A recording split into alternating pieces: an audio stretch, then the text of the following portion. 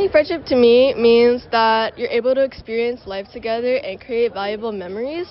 And I think it's honestly really wholesome to be able to cherish this life together and experience it not alone, but with other people. I really value my friendships. I would say I prioritize having a smaller group of friends that I'm super close with over a larger group of just acquaintances. And I'm really passionate about my Oregon College and the friendships I've built within that. I definitely value my friendships also, especially deeper friendships, deeper connections, kind of like both of what they were saying, but also someone you can just call and be like, yo, there's a concert, let's go, and they'll just go with you. I think that's so cool and so fun. I would say that whatever environment I'm in, I don't know if I would actively seek it if I'm not in that environment, but in the environments that I do go in, I always try to build roots and stuff, because I always think it's good to know people from different walks of life and just build friendships anywhere, because I think that's really cool. I think intentionality is key, and also having an open mind, because you meet a lot of different people from different walks of life, and just being open to listening to their experiences will really help foster really deep friendships. I think something I've learned about community is you definitely have to go out of your way a lot of the time, and I think the easiest way is just finding common interests, just getting people to talk and open up, and then I don't know, I feel like there's always kind of an initial judgment of people before you know them. Once you get past that, people are really cool. I think that for me, since this is my senior year, I was definitely more focused on the end of things and everything coming to an end. I focused a lot and remembered a lot of my first and now my last. So I think this year was, more memorable and more impactful, because, I'm graduating high school. I'm never going to experience high school again. So I think it was a lot of reflecting for me, and that was really valuable. And then obviously creating new memories, like going to the Scrap Perez concert. I think my most memorable experience is definitely starting college. It was kind of scary. I didn't really know what to expect, and especially since Texas A&M's a pretty big school, and I came from kind of a smaller private school.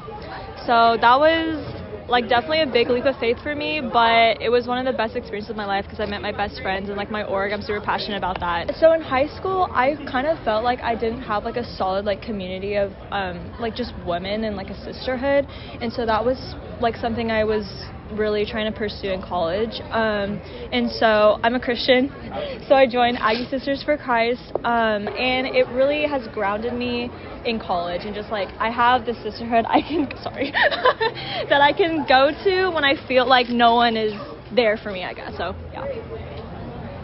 So I love traveling, and my sister had an internship in Peru this past year, so I visited her in January, and so that was amazing.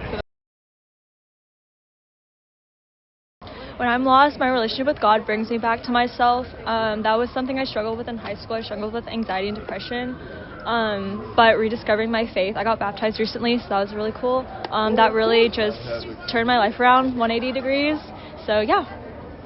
I think for me, I'm also a Christian, so there are times when I feel lost, within that relationship with God and everything, and I think what brings me back mostly is talking to my parents and talking to people who understand, who've been there, and that kind of helps me rebuild the confidence, I guess. Recently, as I was finishing up my second year at college and I was trying to figure out what I wanted to do, it was really scary, and I definitely had a lot of doubt happening during that time, because there was so much unknown. But literally the truth is that I don't know, God is just always with you, and it was hard to rely on that sometimes. But like I said, talking to people, being open about it, being honest, I guess, that, I don't know, it's just the truth, and you can't ignore that, and that really just helped me just trust the process, as cheesy as it sounds. Recently, I've seen God work in my life. So ever since third grade, I wanted to be a doctor, and that was kind of my life goal. I was I'm a STEM girly, whatever. So I went to college as a bio major. After my first semester, I started to feel this inner conflict within me, and I didn't know where it was coming from, and I felt kind of deeply, I don't know, unsatisfied or dissatisfied with where my life was going, and I didn't really know why, because I was this is what I've been planning. I don't really know why I feel this way. So I prayed about it a lot, and God was just you need to switch your major. so I did it, and I did a leap of faith, and it was really, really scary because I'm like not the type of person to just like abandon a plan. Like I'm a very like I need a plan kind of thing to feel like at ease with myself. But like I took that leap of faith, and it sounds really crazy, but once I did that, I felt this like sense of inner peace that I've never really felt before. And so I think it's important to just like as a follower of Christ to just trust like the plan he has for your life, because it's like his plan is better than yours, and he can see things that like you can't really see about yourself like in the moment. So yeah, that was just a personal testimony there. I read my Bible and I pray, and I just spend time with my friends. If I feel anxious about something, I just take a moment to breathe, pause, like just go out, take a walk, or I'll just call up a friend and I'll go hang out with her and just study. I think being like in a community really helps calm my anxiety, because I think it gets worse when I'm just like by myself alone, because then I tend to spiral and just like think of worst case scenarios. But if I have a friend who's there to just be like, hey, it's gonna be okay, you know, it's not a big deal, then yeah, that really helps me. I'm going to be so honest.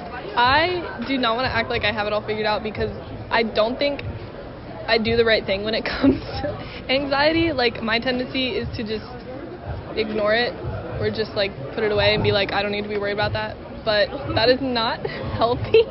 And I feel like it's been getting better. I've been getting better at just, like, being open about it and talking it out. Because really it gets lighter when you share it with people. And even if they can't, like, fix it for you, they can still just like carry it with you, and I think that's really important. That was hard for me to do just because I was like, oh, it doesn't matter, it's not a big deal, like whatever. But yeah, that's been helping.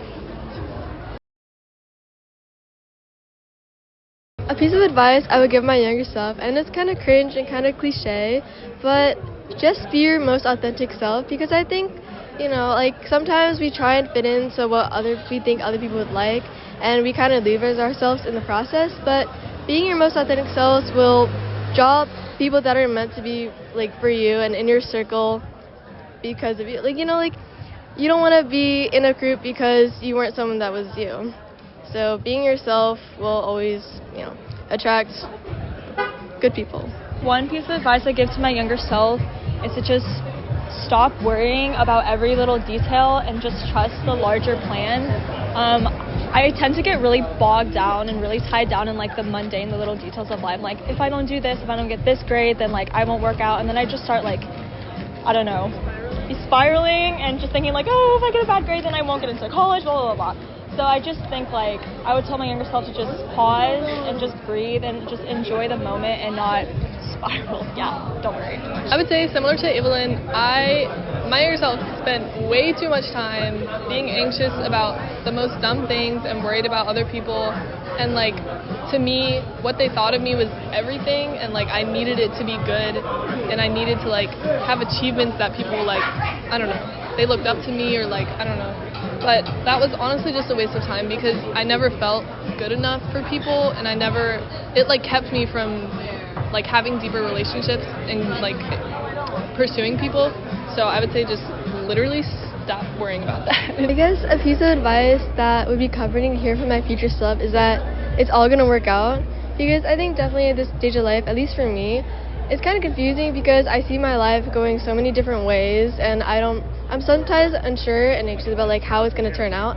But in the end, knowing that everything works out, I'm okay, and that life goes and, you know, it all works out would be really comforting. The thing I would really love to hear from like my future self is if my future self told me that I have lifelong friendships and a community I can rely on, that would be super comforting to me.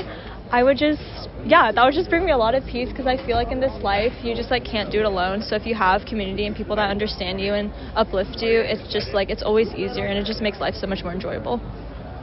I think for right now, what I would need to hear is that I'm not making a wrong decision about my life, because I feel like I'm getting to a point where I need to make really important decisions about where my life is going to go, but just to know that it is going to lead to a purpose, and like it's not just, I don't know, it's the right thing to do right now. I don't know. Just for me, it would be finding something that I'm super passionate about, because I feel like I don't know what that is right now. But like I think I will find it, and when I do, I think, I don't know, that's what I'm looking forward to most, just having something that I love to do. I think what I'm most excited about is the privilege to be able to experience a lot of different opportunities because, well, I'm going to UMD and there are a lot of different ways for me to get involved with the world and just find what I'm really passionate about and how my life is going to turn out, which I'm really excited to find out because I think going to college will unlock a different part of myself that I've never experienced before. I think what I'm most excited about for in the future is to, one, travel the world. I just want to, I make it a point in my life to seek out new experiences and just experience new things and new cultures and all that. And I also really want to be a mom. That's a dream of mine. I really want to be a good mother. So yeah, I would say traveling and being a mom. I think kind of similar to what you're doing. Just having really open conversations with people who are different than you, whether they be on the bus or just someone you see walking around campus. Just taking the time to just walk up to them and just ask them how their day is or just making small talk.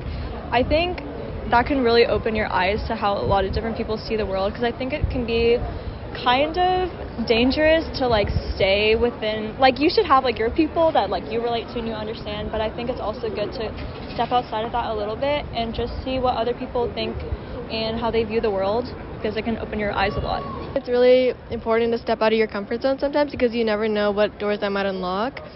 And I guess speaking from personal experience, I used to have a lot of social anxiety and I wouldn't be able to carry a decent convo whenever, but the more I exposed myself and pushed myself out of that comfort zone, I gradually got more and more comfortable, and knowing that I was able to do that has given me the confidence to seek out more experiences.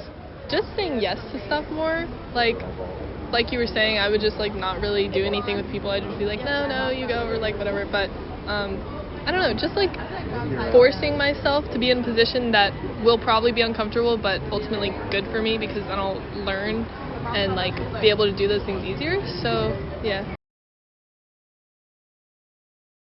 For me, when I do art, I kind of feel like I'm in my own little zone and time kind of melts away because I'm so stuck with my passion. And I think art is a really beautiful thing because I'm painting the world through my lens and how I experience the world, and being able to bring that into a physical form is just really awesome. And I also enjoy connecting with other artists because it's something we have in common, and I also enjoy looking at different artists' perspectives because that's how they view the world. Honestly, it just gives me a deep sense of satisfaction just knowing I can produce something like that, and it also puts me in a state of flow. I could sit down and draw a piece for 8 hours, and I'm just with myself and with the piece, and it's just the world kind of just fades away. So yeah, it's kind of an escape, very zen. Sometimes if I'm doing a piece I don't like and I just I feel like I'm not executing the vision I have in my head, I feel like I'm kind of wrestling with the piece, and it's it's me against the piece, but it's my own work. And sometimes even if I spent months on it, I just have to scrap it and start over. And if that's what it takes to get my mental focus clearer, I guess, then I'll do it. Yeah. I have a love-hate relationship with art because I did it a lot as a kid and I loved it. But at some point I just started thinking that everything I was doing was bad. Objectively somehow it was just bad. And then I became a huge perfectionist, and basically every time I tried to do more art I would mess up or I wouldn't like it, and so I just wouldn't do it. So for a while I just stopped doing it, but more recently I've been getting back into it and just kind of trying to let it be just something I enjoy and not having to be perfect, because it never is. But I found that that's really helped just calm me down. I think just in general with everything I do, whether it's school or my sport, when I was growing up it had to be the best. I felt like I had to be the best, doing the best that I could do, reaching, I don't know, getting all A's every single time or whatever, stuff like that. And I think it wasn't really anyone else's fault, it was just pressure that I was putting on myself all the time, so that definitely is a similarity, I would say. But it's been getting easier to not be so worried about all that because there's other things that matter.